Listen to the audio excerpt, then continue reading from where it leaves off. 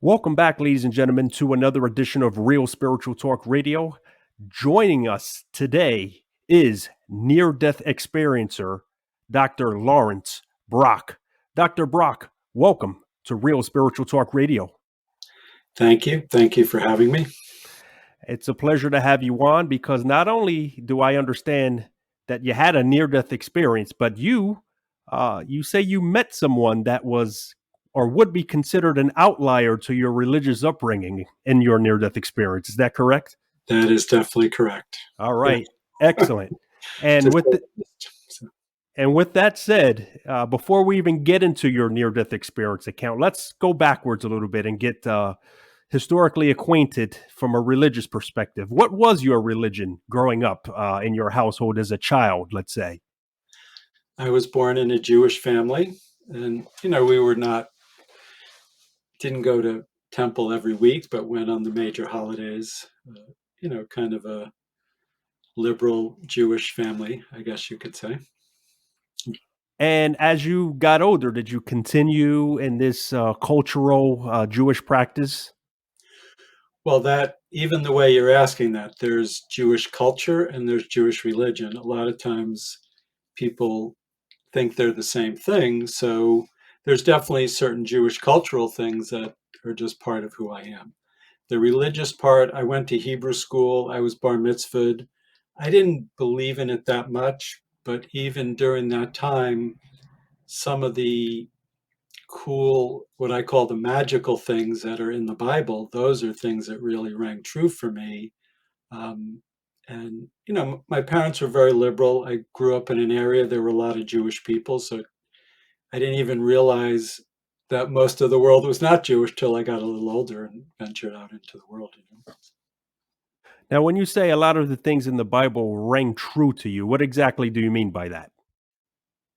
Well, the mystical, magical things. One that I still really remember had to do with Passover. So there's part of the Passover story is, I don't remember the details of it, but this person was hiding from being persecuted, and he had to go into a temple, and the only light he would have had there was a lamp there that had enough oil to last for one day, and he lit the lamp and it lasted for 8 days. And that's why Passover is for 8 days. But that magical thing that happened, that gave me the chills. And so those mystical things that are in the Bible are the things I could relate to. Not the part of be guilty, God will not love you if you don't, behave, basically. That part I don't never agree with. Yeah, sounds like you're referring to Hanukkah, the story of Hanukkah, and Yes, I'm sorry. Yes, yes. See, I'm kind of out of touch with it, but yes, the story of Hanukkah and the lights.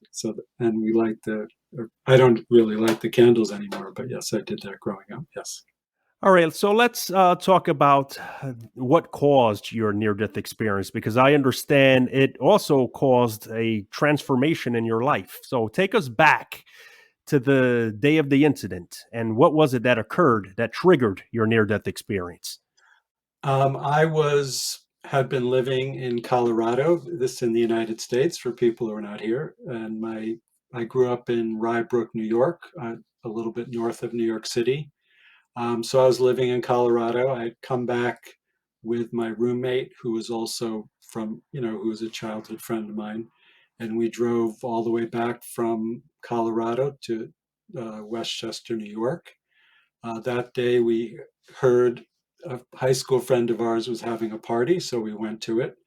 I and I when we came back from Colorado, we drove in his car, so I borrowed my mom's car to go to the party, and we were drinking and doing some, smoking some pot and stuff. And I kind of thought the girl who had the party was kind of cute, and I wanted to go back. I wanted to talk to her, but she was very busy being the host, and I didn't get to.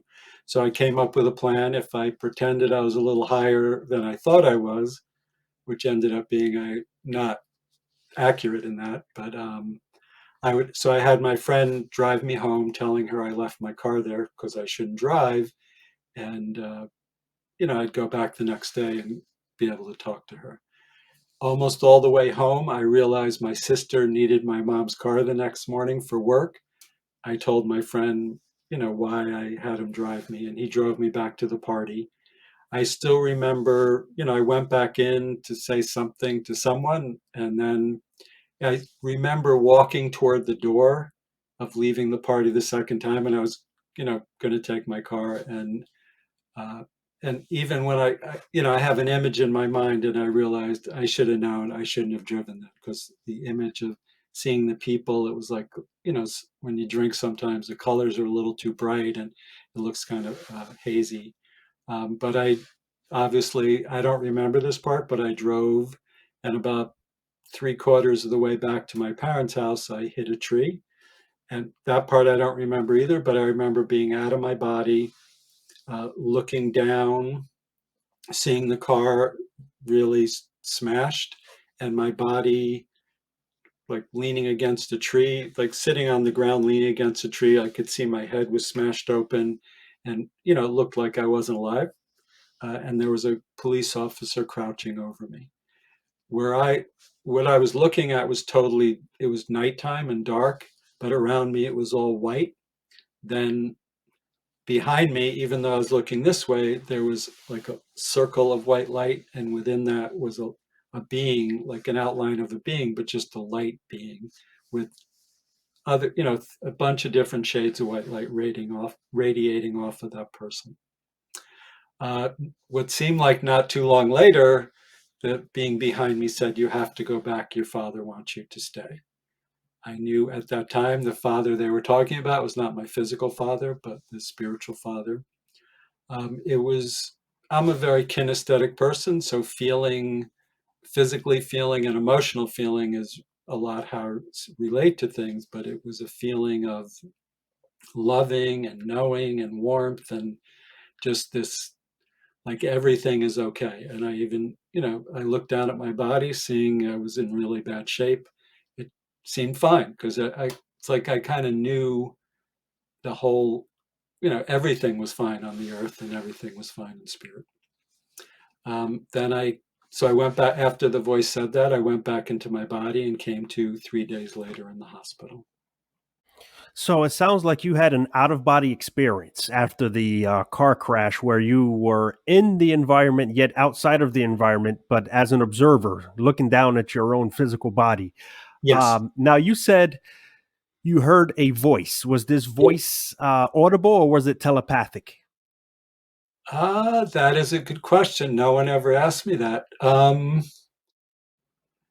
Geesh, it was many years ago, and I try to get very specific in how I explain it. As I would say, it was audible that I heard a voice from outside. It wasn't just inside my head. Yes. Many near death experiencers talk about a telepathic voice, but they also speak at times about an audible voice as well. Yeah. Now, you said that the voice said to you, you had to go back. Your father wants you to go back, and Wanted to stay. you took that to mean God. Why did you take it to mean God and not your earthly father? That was something I just knew. Like it, even as soon as I just knew that part, and I never even really thought about that for years. But then I was like, oh, my father. Like, why wouldn't I think it's my physical father? Just when I heard that, I knew that that's what it was. You also stated that you felt, looking down upon your body, that things would just pan out to be okay. And a lot of near death experiencers say that as well. So I'm assuming there was no worry about your physical body either, was there? Not at all. And it's, when I think about it, it's almost kind of funny, but no, it just seemed like everything was perfect. Just everything in my life, I was in my early 20s, just everything in the world, everything, just like I just knew it was right and proper. Did at any given time you feel as if you were unified with everything in the world? Um, that's a good question. Well, it felt kind of, it really felt like I knew everything, and just everything made sense. Sometimes I describe it as the perfect math equation. So I was part of it, but not also separate from it, like a part of it, let's say, would be more than saying a part of it. So you had a knowledge of everything, as if one would say, like God, in other words. Yes, that's a little big way to say it, but yes, humbly, yes, I would say that because it was almost like it was humbling. There's something in my heart that just would, wow, this is awesome. I can't even explain. I keep trying to find the right word for how amazing it was, and there are no words for that. When you woke up in the hospital, did you ever think of telling anyone about your experience? I didn't right away. Definitely not. Some things happened to me where I was introduced to people that were uh, kind of open to this kind of thing. So, in one way, the biggest thing that happened to me was I started to meet a lot of people that had near-death experiences and spiritual teachers that were talking about that kind of thing. One of the really cool stories, and I knew this happened all these years, but I never realized how cool it really was because after my near-death experience, my mom convinced me. Actually, she bribed me. She bought me a new car to move back to Westchester, and I'm sitting in my apartment. All of a sudden, someone knocks on the door, and I think back then, like it was before cell phones, so I didn't think any. Now, if someone knocks on my door and I don't know who it is, it's like, what's going on? But so I opened the door, and there was this beautiful woman there, and she told me she was the sister of a good friend of mine, and her sister said some things about me, and she wanted to get to know me, and she introduced me to a spiritual teacher, a Sufi sheikh, and it was just like it showed right up at my door. And once I started talking to her, she learned from this guy about death and about things like that. So I started to talk to her about it, and then to the teacher. And so there were groups of people that I could talk to about it. I eventually did tell people in my life. Some of it did not have such a good result in doing that. One of my best friends from the time I was very young till then couldn't handle it, and not too long after that, decided to not be friends with me. I eventually told my dad, and it's kind of cool. My dad's 90, and he used to be a very tough guy. And about 6 years ago, he met this woman and fell in love with her. And he's very smart and very sharp. It's not like just because he's 90, he's a little out of it. Not at all. But he said this kind of nice thing because his love for me since then he really started to express it. And he said something like that he had a near-death experience one time, but he was just driving in a car and he fell asleep and the gravel hit the bottom of the car and it woke him up. So, but his love for me of wanting to connect and not thinking how weird it is that I had a near-death experience, it's a way for him to bond. It's really cool. Talk to us about this Sufi sheikh, because I understand that it was listening to this Sufi's wisdom that gave you the belief that you met an entity that would have been outside of your traditional religious faith. Yes. So he talked to me about certain things, and I think I say it's kind of funny, but I think it's really wonderful that people from different faiths can connect. So Sufism is part of the Islamic religion, and I was brought up in a Jewish family, and at the time I considered myself Jewish. But he started to talk to me about Jesus and Mary, and he talked to me about Mary's love for God and how that enabled her to open up to take in the Christ energy. And that love and the Christ energy, it just like when he said that, I go, oh, that was the white light around me. Then when he started to talk about Jesus, I knew that that being behind me was Jesus. And still today, I say that I still get kind of tingly and stuff, and it's um, part of me even wants to almost cry right now. It's just like I start to feel something in my heart. It's really cool. By all means, you can shed as many tears as you want on this show. But that's a very extraordinary, being that you grew up in a religious tradition that pretty much excluded the idea of Jesus and Mary. And Exactly. you go Yeah. to see you seek out a Muslim Sufi who you would think would probably give you an answer like the Prophet Muhammad or Right. something. Yeah. Exactly. but he goes out and he's on a limb, I guess, and he says it was Jesus. And you feel that, thinking back to the near death experience, that that's who it was. Yes, definitely on a feeling level. Even my wanting to connect with him, it was, I just had, something in me was drawing me toward that. And so it kind of, went past religious differences, and it was a great experience. And I think it's important to look, don't let any kind of prejudice, whatever it is, religious, to block you from connecting to God and loving and, connect with people. I think it's important. And that is the important thing about near death experiences in general. They transcend across the board, regardless of your age, sexual orientation, socioeconomic status, religion, culture. Anyone can have a near death experience. And I think, as you just stated, despite your religious differences, you're learning the lesson that there is some sort of interconnection between all of us.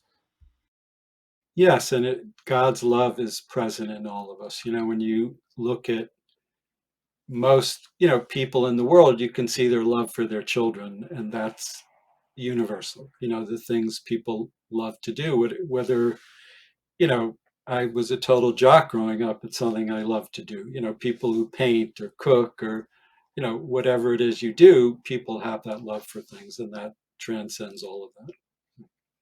So many near death experiencers describe very often coming back from a near death experience with perhaps gifts, if you would, Yes. precognition. They have higher empathy. They could probably read the minds of other people and finish a sentence before the other person even gets it out of them. Do you feel you came back with anything different about yourself or extraordinary since your near death experience? Yes. And well, some of it was during a time where this was not something people talked about at all. Like nowadays, if something happens, a lot of it is because of what's in fictional TV. There's so many things about supernatural powers and all that stuff. People are thinking about it. So, like I said, probably the biggest thing that really changed well, I don't want to say that, but part of it is I just started meeting people that had near-death experiences, people that were interested in spiritual things that was not happening before. One thing I definitely noticed, my intuition increased. I felt the connection to this thing, however we describe it. To me, it's God's love. And but did notice my hands became warm when I would touch people anytime, anywhere, and that was something that was very concrete. The part of feeling connected and even being more intuitive, it's kind of a little esoteric, where it's not as concrete as my hands becoming warm. So I became interested in it, but like I said, it was a time where you wouldn't go, "Oh yeah, I know what's happening." It was exploring these things, and so I started meeting people and learning and developing my skills more and more. Yes, as I stated, many people do come back with gifts. As you said, you have a higher rate of intuition, a lot more empathy. Another thing people describe is coming back with a lack of the fear of death. Were you afraid of death prior to your near death experience, and did that change after your near death experience? I wasn't. I mean, I was kind of a wild kid. I was in my early 20s, so I wouldn't. ev- You know, I would. I like to do mountain biking and do kind of wild things. So I wasn't afraid before. Even now, I'm getting older. I'm not afraid of being dead. I definitely don't want to suffer in any way in the process of dying. And so your near death experience really didn't change that because you already had no fear of death. I wouldn't even, I wasn't thinking, I was young. It wasn't something I thought about at all. So no, that part didn't apply to me. Put it that way. I understand that you are a doctor, and I understand you are a doctor of a counselor in ministry. Is that so? Yes, my doctorate is in something called spiritual science. And it's called that because we use the scientific method to basically study ourselves and our spiritual experiences and, come up with a, a theory and write a paper on it. So, but we wanted to try we didn't just try. So we would keep track of pretty much everything we did, do a lot of research, but you wake up, you write down what time you wake up. We actually had to go take the pH of our urine first thing in the morning, write how much you slept, evaluate your sleeping, how much maybe you exercised, meditated, what you ate, everything, and try to come up with a theory like, well, if you do this, then this. And that included keeping track of spiritual experiences, any inner visions, we also at times would focus on what we're seeing spiritually, what we're hearing spiritually or knowing spiritually, and keep track of that too. So try to make it a scientific approach to prove these things that there's not really the concrete information about that we normally think of as scientific. And did you go into a ministry of counseling because of your near-death experience, or was this something you've always been interested in some way, shape, or form? Um, yes, it's I didn't start doing. I could see the events that happened that were definitely connected. As I said, I started meeting people and how it kind of led me to doing healing work. But again, right after it was over, it was still, I wasn't talking about it that much. I was still questioning it myself. And I could see before that how I had an inclination towards doing that. But there's not really a direct answer to what you're asking me. It's not like I came out of that and I knew I had to do this, because part of me was not really fully understanding what happened to me. Yeah, that's part of some of the things that people say when they return from a near-death experience. That's life-changing. They may quit a job that they were working in because it had no deeper value or spiritual connection to it, and they may go from banking, let's say, into let's say counseling, as what you would do. So I was always, after that, looking for that spiritual aspect. So I was in a family electrical contracting business, and some of the jobs, there are good people everywhere, whether they're aware of it or not. People are spiritual, and some people are more connected to the goodness in them. So in the jobs where there were good people and it really clicked, those, even being an electrical contractor can be a spiritual thing. But you know, there was enough jobs in that, the construction jobs, that were not like that. So I started, in the meantime, I started getting interested in healing sort of as a hobby. And one day I just realized I need to shift. I need to change from electrical contracting to doing this healing work. And luckily I shifted very easily and started making enough money pretty quickly. It's a good thing. So, religiously speaking, would you Yeah. still call yourself a Jew, or would you label yourself now spiritual, or what? I definitely would not call myself Jewish. So, because there's certain things in that religion that I don't agree with. Like I said, culturally, some people would label me as Jewish, but my family's from Eastern Europe. So to me, that's more my heritage. So an Eastern European Jew, I guess you'd say, is my heritage. Um, I, I would say spiritual, but definitely more Christian. I definitely believe in Jesus, and I can connect into the spirit, and Jesus is there. So is Muhammad. I mean, I was going to say Muhammad, but so is Moses and Abraham. So they're all, but as far as what I see, Jesus is like, the head of the totem pole, or the top of the heap, or whatever you'd say. And like you said, believing in Jesus basically means you're not Jewish. That's all there is to it. Well, it depends. We're still trying to study the Yeah, letters of Paul. yeah. Sure. I've got a black or white and prejudice in my own. It just, yes, it's trying to stay in my loving. And so sometimes I go from saying I'm no religion. Sometimes I say I'm a part of all religions. It's not. I don't fit into a box. Let's say. You could say that. But you have to admit there's a change now. You went from, Yeah. you know, not even considering someone like Jesus to now totally considering Jesus and Oh, definitely. piggybacking it back to your near death experience. Oh yeah. No, that was definitely a big shift. And like I said, when I did risk to tell people, especially my Jewish friends, they did not like that at all. That was, and Selling and me just thought it was such a part of that love, and just, I, I don't know. It's still, I mean, I know that's the way it is, but something in my mind gets confused about it when people are not open to that. In closing, what would you tell others about the death experience for those who may fear death Yeah. or not, you know, understand that there is a continuation of life? Well, I believe that there is. In my work, I also see images of things that I know are past lives. There's no way to prove that, but that is what I know in my heart. Um, there's no need to be afraid. I do encourage people to meditate, and God's love is everywhere all around. But it takes practice, because part of us is designed to focus on the physical level. Like when I work with people, they say during the session they just feel so good because I'm able to really guide them and assist them to connect into this God's love.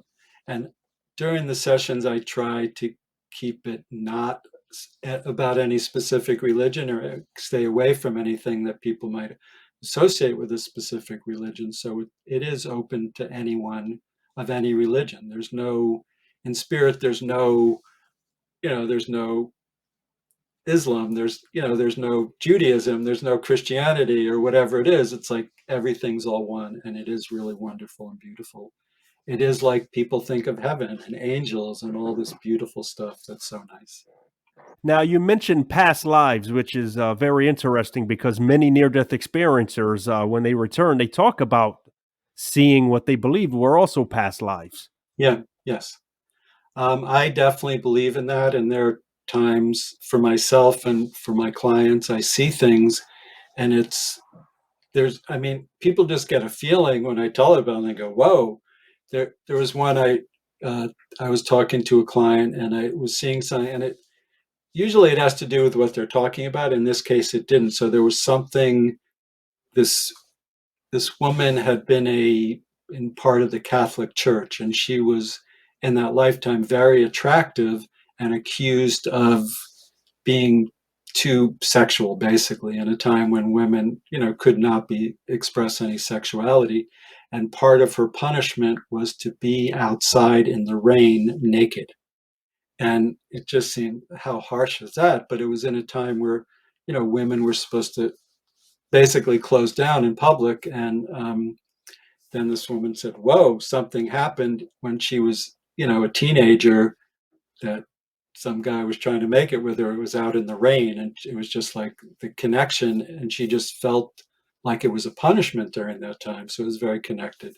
I Again, there's no way to prove it like you can prove something solid, in the physical world, but enough people have the experience when they hear about it, how relevant it is to their life. And, sometimes people try to challenge and stump me, and they'll ask me about things, and then I'll tell them about a past life, and someone else told them the exact same thing. So it's that, to me, is when there's enough of that, it is proof that that exists. Well, it seems to me that those ancient Catholics who attempted to punish this woman outside in the rain naked was more of their own reward. Uh, It is a little weird. Yeah, there's people to this day use religion for all sorts of things that I would not think is right. so, and getting this information from these people, do you hypnotize them? Because I know there's a thing called past life regression therapy. No, no, this is not. This is just stuff that I see. It is kind of getting into a meditative state, and sometimes I need to take a little time to meditate before, but I've been doing it a long time, so normally it just kind of clicks on, and I start to see things. So it's not them necessarily seeing it; it's me seeing it. So it's not trying to guide them to see like a past life regression. Gotcha.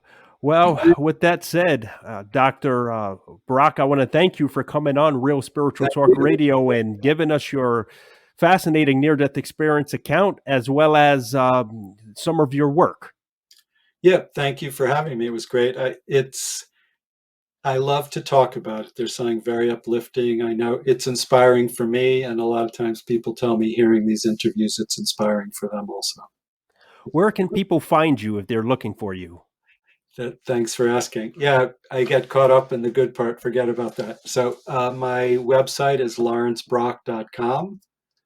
My YouTube is Dr. Laurence Brock, and actually a couple of months ago I started a TikTok, which is Doc Brock, DOCBROCK. Easy to find because of the rhyme. Yeah, exactly. Doc Brock at TikTok. Ladies and gentlemen, Dr. Laurence Brock.